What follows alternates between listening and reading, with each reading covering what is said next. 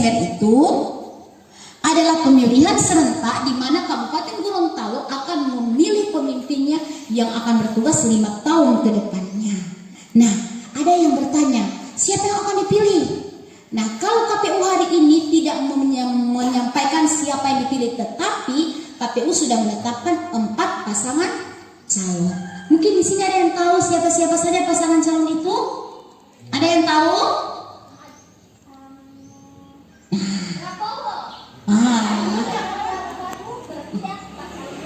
Oh, berarti si Owan ini masih ingat tentang Pileg dan Pilpres kemarin ya.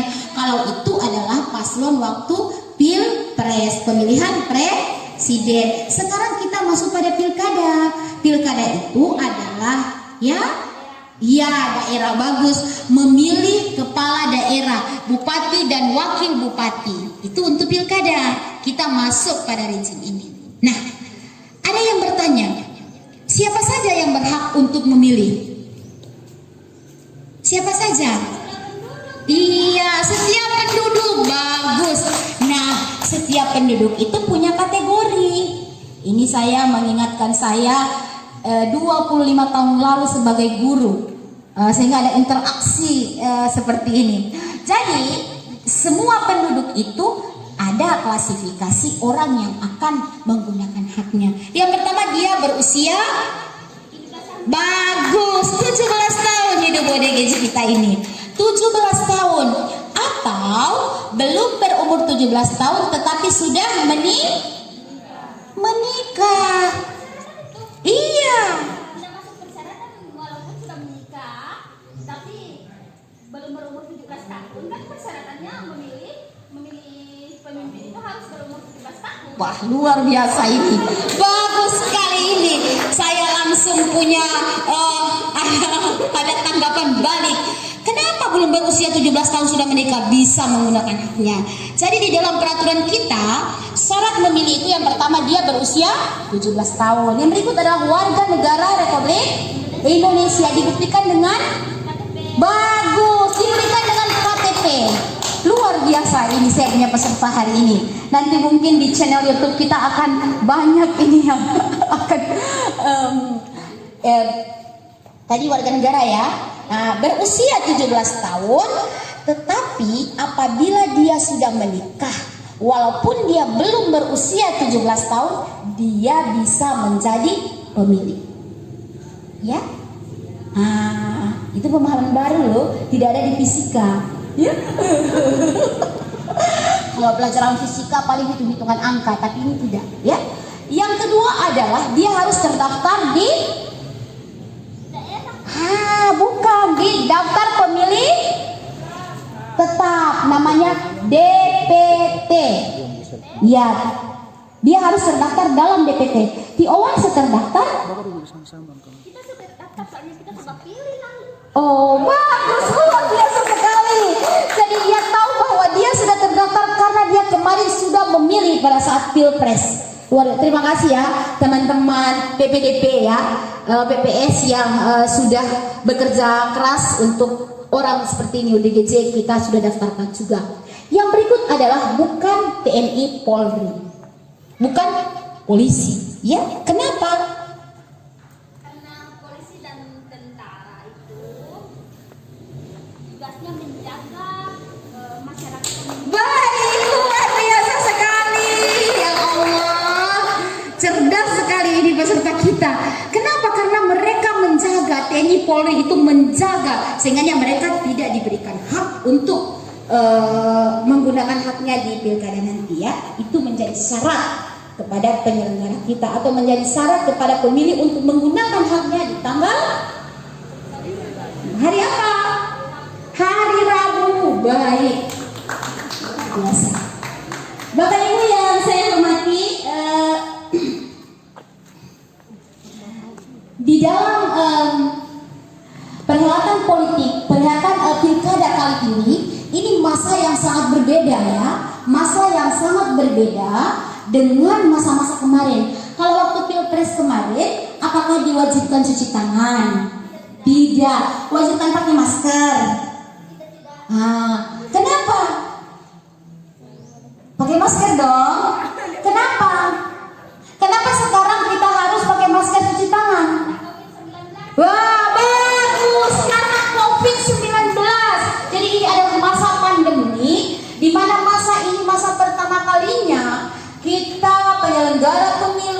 melaksanakan pilkada secara serentak di masa pandemi. Ini masa yang pertama ya. Ini mungkin saja di waktu-waktu akan datang tidak akan ada masa seperti ini. Sehingga KPU secara hierarki dari KPU RI, KPU provinsi, kabupaten kota, PPK, PPS, semua stakeholder yang menyukseskan pemilu hari ini menerapkan, harus menjadi kewajiban untuk menerapkan protokol kesehatan. Apa sih protokol kesehatan? Bagian-bagian dari Kasih meeting. Coba, protokol kesehatan itu seperti apa? protokol kesehatan itu yang mengatur segala Protokol kesehatan itu yang mengatur segala sesuatu yang berkaitan dengan kesehatan. Luar biasa sekali. Nah, kalau untuk corona sekarang harus pakai masker. Di samping itu apa lagi? Cuci tangan baru jaga jarak. Jaga jarak. Tidak berkerumun. Pakai apa lagi? Di samping cuci tangan ada lagi yang lain? Kita tidak tahu. Iya, baik. Nanti ada hal-hal yang baru di masa pandemi ini ya. Jadi ada hal-hal yang baru. Kalau dulu kita datang ke TPS itu nyelonong aja, pokoknya jam 7 sampai dengan jam 12 kita akan menggunakan hak kita ya. Nah, tapi sekarang di samping datang, yang pertama kita harus cuci tangan, pakai masker. Lalu setelah sampai di TPS nanti, itu suhu badan kita di atas 30 derajat Celcius. Luar biasa ini. Harus itu, kalau di bawah dari 30 derajat Celcius akan pingsan.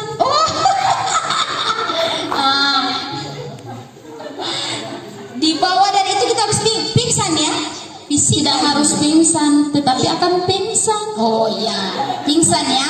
Nah, untuk corona ini di atas dari 30 tuh 37,3 ya. Nah, 37 kalau misalnya datang ke TPS, kita suhu badan kita 37, setelah di cross check kita punya tempat pemilihan yang lain begitu ya. Jadi ada tidak bercampur dengan biliknya, tidak bercampur dengan orang yang ukuran suhu tubuhnya 36 begitu. Jadi ada bilik yang disediakan, bilik tersendiri. Jadi tidak nanti, oh saya sudah mau pulang ke rumah, soalnya saya punya panas 37 tidak bisa memilih, tidak. Berarti KPU itu memberikan ruang dan situasi ataupun hak yang sama kepada mereka yang pada saat itu mengalami sakit ya. Yang berikut adalah ada yang sudah di rumah Bu, ada yang sudah tua, sudah tidak bisa jalan lagi, takut dengan corona. Ada nantinya bilik dan kotak yang akan datang ke rumah-rumah gitu ya. Lihat. Tapi Tion kan mau datang di TPS tuh. Oyan. Oh. Oyan ya. Iya, datang ke TPS tuh. Aku datang ke TPS. Oke, tapi tidak bisa kerumun. Iya. Nah, nanti kalau misalnya ada orang sakit, ada saudara yang sakit, atau ada orang yang memang takut datang ke sini ke TPS, itu nanti melaporkan ke penyelenggara kita. Nantinya di TPS itu ada yang disebut KPPS ya. Ada yang disebut KPPS. Mereka itu berjumlah 7 orang, lalu dibantu oleh tenaga ketertiban 2 orang. Nantinya mereka yang bertugas ya, bertugas di dalam TPS kita. Sebelum hari H, 3 hari sebelum hari H, teman-teman sahabat pemilih ini akan mendapatkan surat pemberitahuan yang disebut C6. Nantinya itu akan dibagikan oleh KPPS kita.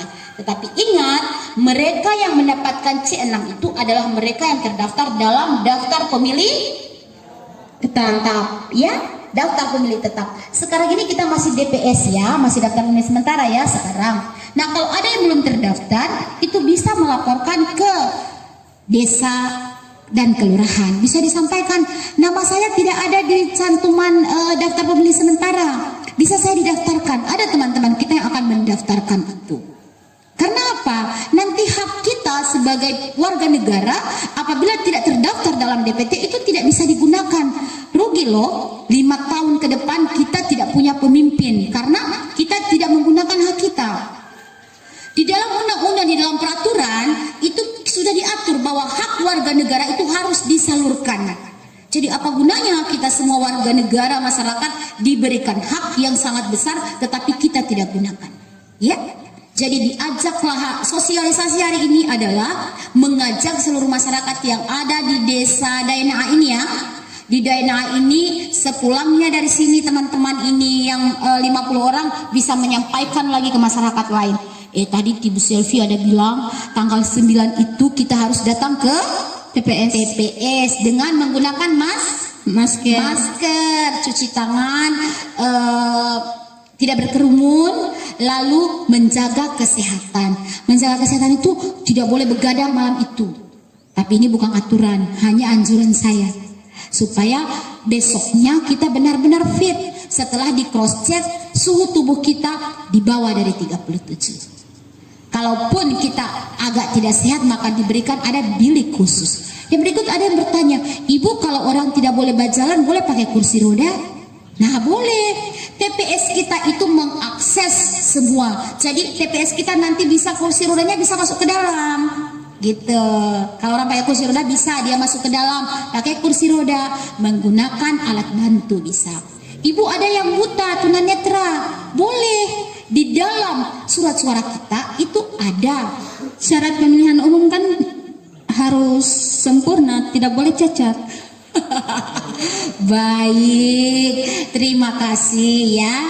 Nah, perlu saya jelaskan, untuk menjadi pemilih, warga negara yang menjadi pemilih tidak disebutkan karena orang cacat tidak boleh, karena dia tetap diberikan hak oleh negara, ya. Orang buta bisa karena diberikan hak, begitu. Ada punya hak diatur dalam peraturan kita. Si Owan juga punya hak untuk memilih. Karena apa? Dia adalah warga negara, masyarakat. Ya, karena dia masyarakat warga negara, maka dia berhak untuk menentukan pilihannya. Walaupun dia buta, dia tunanetra, dia tidak bisa jalan, dia lain sebagainya. Dia tetap warga negara. Begitu. Jadi masyarakat, negara ini memberikan hak kepada kita yang sangat luas, sehingganya mari kita gunakan. Mari kita gunakan, kita panggil teman-teman, kita ajak saudara-saudara kita untuk menggunakan hak kita di tanggal 9. Siapa yang dipilih? KPU tidak menyarankan, tetapi silakan melihat nantinya kan sekarang ada masa-masa kampanye toh, ada penyebaran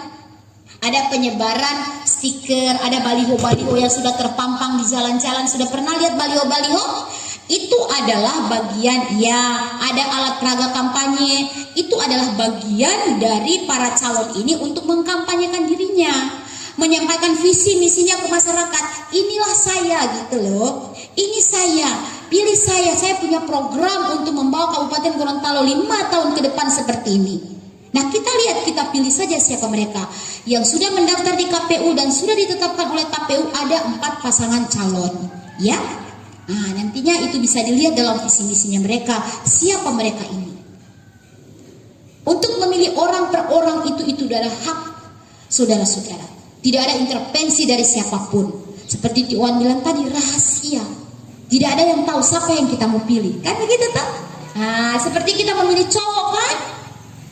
Di papa tidak tahu kita suka TA. Teh Ahmad itu kita suka. Tapi Teh Arif Olo kita suka. Kan begitu tak? Jadi kita sendiri yang memilihnya. Itu. Nanti membelinya di bilik yang tertutup. Tidak boleh baku tanya siapa yang pilih ya. Itu menjaga kerahasiaan. Ya? Oke.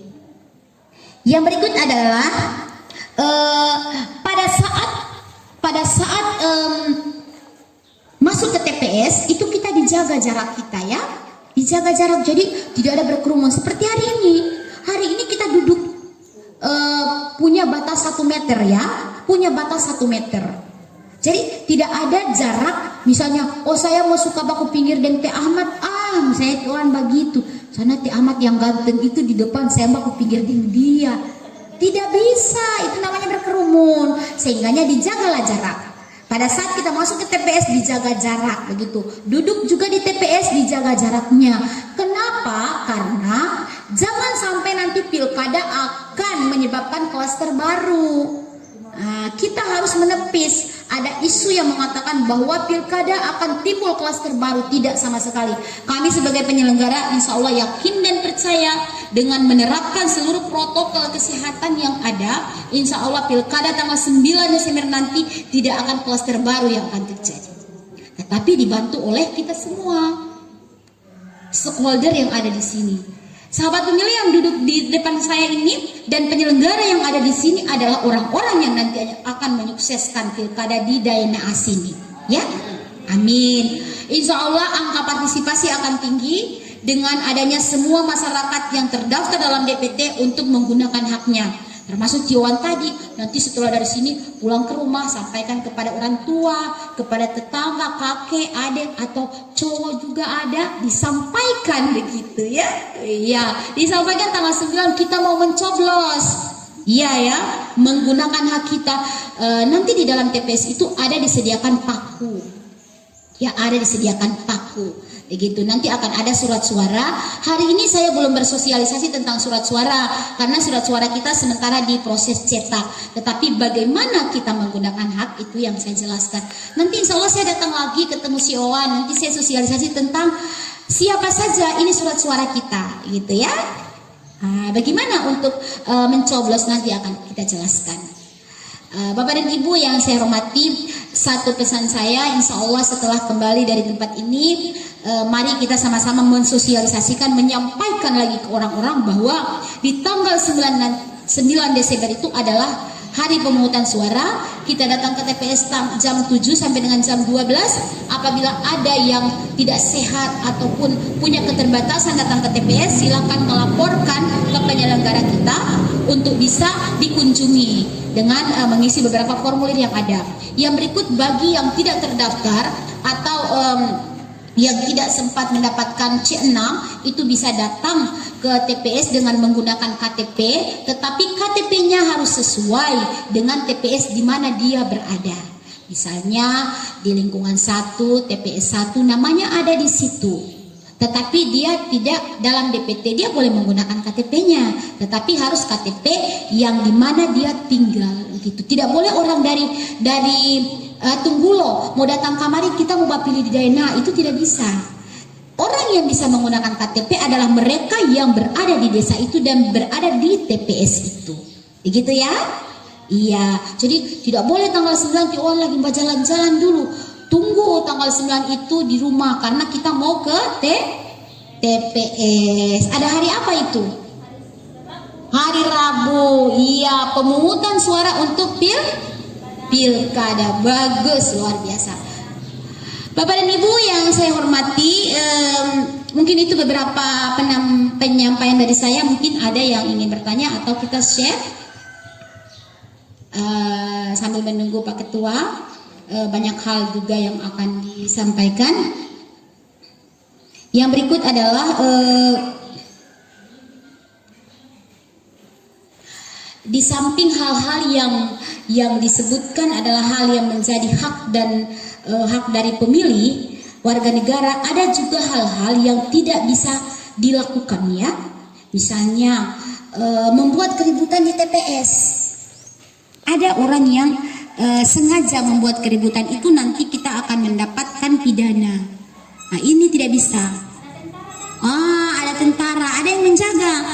Ada penjaga, sehingganya kita tidak boleh melakukan hal-hal yang merugikan kita sendiri. Nantinya proses pemungutan suara itu akan terjadi halangan begitu. Jadi itu adalah salah satu perbuatan yang melawan hukum begitu. Jadi itu tidak bisa.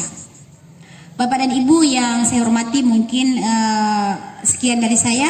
Nanti kita share bila ada mungkin beberapa penyampaian lagi dari teman-teman PPK. Disilakan. Ya. Is Oyan Dede Hassan. My question to everybody is, tadi kan sudah dijelaskan bahwa orang cacat bisa memilih, katanya diberi hak pilih. Syarat untuk pemilihan umum untuk memilih rakyat yang bisa memilih itu tidak cacat. Nah, pertanyaan saya itu pelajaran waktu SMP, kelas 7 SMP. Dan pelajaran dan buku itu dari pusat. Apakah Kabupaten Gorontalo marahan dengan pusat itu? Iya. Pertanyaan aku. Terima kasih. Ada yang lain lagi? Disilakan yang lain lagi, jangan cuma kalah sama mendapat souvenir. Siapa? Ada bang? Nah, bagaimana masyarakat yang tidak terdaftar di DPT, apakah dia bisa menggunakan KTP-nya untuk masuk ke TPS untuk memilih? Ya, terima kasih. Pertanyaannya ini sangat luar biasa, ya. Apakah orang di Gorontalo marahan ya sama orang pusat, ya? Itu, ya.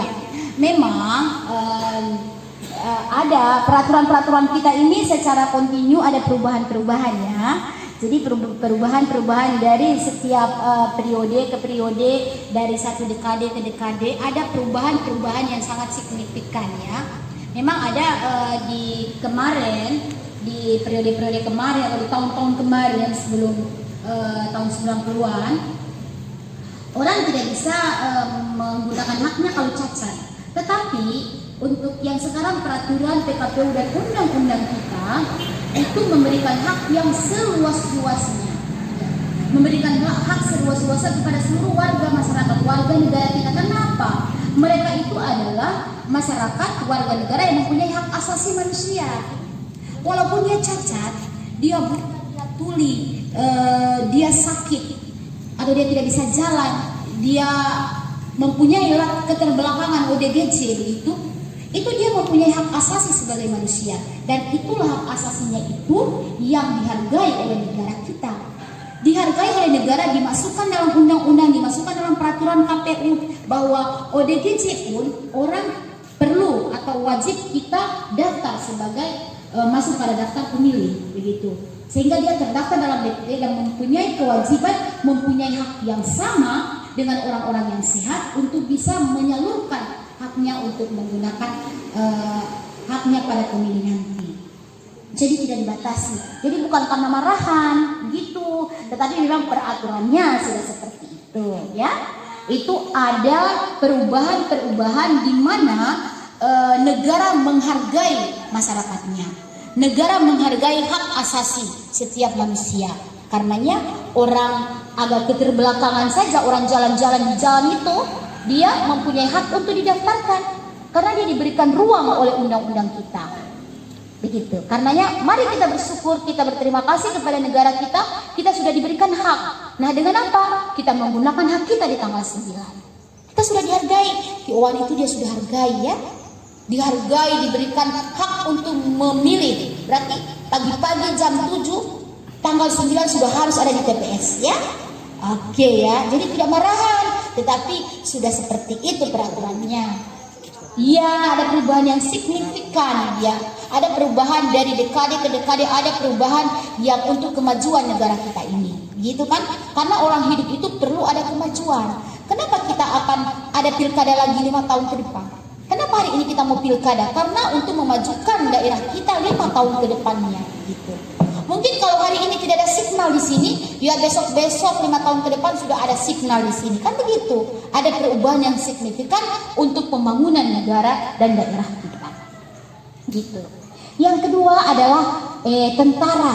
Ya memang di peraturan kita itu tentara, TNI, Polri tidak boleh menggunakan haknya. Karena yang Tuhan bilang tadi, kan mereka yang menjaga kita. Kalau mereka sudah diberikan hak, siapa lagi yang menjaga kita? Kan begitu. Nah, kalau mereka menggunakan hak, berarti itu hal yang tidak boleh. Dan di dalam peraturan KPU itu punya sanksi. Ada sanksinya bagi mereka yang menggunakan hak yang tidak terdaftar di dalam DPT nanti. Tetapi berbeda hal apabila mereka sudah memasuki masa pensiun. Gitu. Nantinya kalau Tion lihat orang ada di TPS, orang pakai kamera baju hijau itu mereka adalah petugas ketertiban. Jadi bukan tentara-tentara, ya. Ada tentara-tentara tetapi mereka menjaga keamanan, tidak menggunakan haknya. Bagi TNI Polri yang sudah selesai masa tugasnya, sudah purna tugas, sudah pensiun, mereka didaftarkan kembali di dalam DPT. Jadi mereka kembali seperti masyarakat biasa diberikan hak. begitu ya. Oke, mengerti yuk? Yes. Yes. Alhamdulillah. Yang berikut adalah pertanyaan apabila orang tidak terdaftar. Nah, orang yang tidak terdaftar ini adalah ada beberapa masa di mana kita ada pencocokan, ada pencoklitan dari tingkat bawah, ada masa-masa, ada tahapan-tahapan di mana KPU itu melakukan pencoklitan di tingkat bawah, tetapi ada saja yang tidak terdaftar ya. Dan ini adalah masalah yang menasional. Hal yang kemarin sempat diakomodir adalah setelah adanya DPS daftar pemilih sementara, ada yang disebut DPT lagi ya. Nah, setelah ada DPT karena banyaknya yang tidak terdaftar, kita mengeluarkan DPT B1 ya. Ada yang disebut DPT B1, DPT B2 dan DPT B3. Tetapi tetap ada saja yang tidak terdaftar. Nah, di dalam peraturan KPU itu diatur tentang orang yang bisa menggunakan KTP. Nah, kategori yang bagaimana? Seperti yang saya jelaskan tadi adalah orang menggunakan KTP adalah KTP elektronik ya. Yang berikut adalah penduduk yang berada di dalam desa tersebut dan di TPS tersebut. Misalnya saya di Kelurahan Kayu Bulan TPS 1 ya. Jadi saya harus datang ke TPS 1 Kelurahan Kayu Bulan di lingkungan 1 juga. Saya tidak bisa datang ke lingkungan lain, kalau ke TPS lain tidak boleh. Karena apa? Kenapa basisnya adalah TPS? Karena TPS itu adalah mengakomodir orang-orang yang berada di dalam lingkungan itu, di dalam satu TPS itu. Itu yang menjadi titik fokus kita. Jadi jangan sampai ada pemahaman bahwa orang dari Isimo boleh datang ke sini, dia menggunakan KTP-nya. Tetapi lain hal bagi mereka petugas ya. Ada yang disebut surat tindak atau A5 ya. Tapi A5 itu diberikan kepada mereka yang melaksanakan tugas, misalnya petugas kesehatan ya. Petugas kesehatan yang memang notabene-nya dia tidak boleh, dia harus datang ke TP, dia harus melaksanakan tugas misalnya di Kabupaten A, atau dia harus melaksanakan tugas misalnya dia bertugas di sini, lalu dia dari Umpulo, nah dia harus ada A5, itu surat tindak untuk menggunakan hak di sini. Itu pun apabila surat suara bagi mereka yang berada di sini mencukupi, ya. Di situ ada catatan, sebelum dia datang ke sini dia harus melapor dulu bahwa ini ada A5 saya. Jadi petugasnya kita di TPS itu harus menghitung berapa A5 yang masuk, gitu. Diperhitungkan dengan surat suara yang ada di TPS itu. Begitu juga bagi yang menggunakan KTP, dia harus melaporkan dulu. Nah, apabila surat suara kita tidak mencukupi, karena surat suara kita itu hanya 2,5% ya, hitungannya kelebihannya dengan yang ada yang ada di TPS, sehingganya apabila pada saat dia melaporkan KTP dia, melaporkan A5 dia, tapi surat suaranya tidak mencukupi lagi, itu akan ada koordinasi antara PPS dengan teman-teman PPL yang ada di sini, lalu mengarahkan ke TPS yang terdekat, gitu. Mengarahkan pada saat dimana tahap-tahap akhir ya, jadi paling sekitar jam-jam 11, jam 12 begitu. Jadi mereka tidak harus didahulukan, kita pakai KTP, kita yang duluan masuk, tidak boleh begitu. Kecuali pada saat jam 10 TPS-nya pemilihnya sudah selesai semua. Nah, mereka yang menggunakan A5, mereka yang menggunakan KTP itu yang dilayani gitu. Kalau surat suaranya masih ada, kalau sepanjang surat suaranya tersedia itu dilayani. Tetapi kalau surat suaranya tidak ada, berkoordinasi dengan PPS, dengan PPL yang ada, diarahkan ke TPS lain. Begitu. Jadi semua hak warga negara di hari H tanggal 9 itu diakomodir. Jadi diberikan hak yang sebesar-besarnya. Tinggal bagaimana cara kita mengetuk hati Bapak dan Ibu, semua stakeholder, adik-adik, semua di sini, ibu-ibu, bapak-bapak, untuk mengajak semua masyarakat untuk Kelurahan Dainaa ini akan mencapai mungkin 100% angka pemilih yang ada di sini, insya Allah. Ya. Kalau kemarin di sini berapa ya partisipasi? Nah, luar biasa 87%. Padahal angka nasional kita itu 77% ya. Untuk yang pilkada kali ini kita menargetkan 77 angka nasional, sehingganya insya Allah kita bisa lampau ya, karena provinsi Kabupaten Gorontalo itu sekitar 85 kalau tidak salah ya. Ya, jadi sangat tinggi. Nah, itu harus kita lampaui. Insya Allah angka partisipasi di desa ini akan melampaui pileg dan pilpres kemarin. Mungkin itu dari saya. Terima kasih.